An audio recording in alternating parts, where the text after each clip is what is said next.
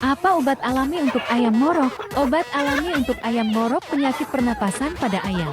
Dapat mencakup bawang putih, belimbing wuluh, jeruk nipis, daun sirih, dan buah mengkudu. Bahan-bahan ini memiliki sifat antibakteri dan antiinflamasi yang dapat membantu meredakan gejala ngorok pada ayam. Berikut adalah beberapa cara penggunaan obat alami tersebut.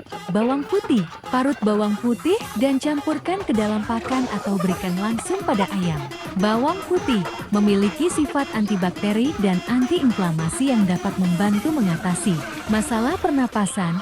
Belimbing wuluh, berikan belimbing wuluh yang sudah diparut atau dihaluskan pada ayam. Belimbing wuluh memiliki sifat antibakteri yang dapat membantu melawan infeksi. Jeruk nipis, campurkan air jeruk nipis pada air. Minum ayam atau oleskan pada bagian hidung dan mulut ayam.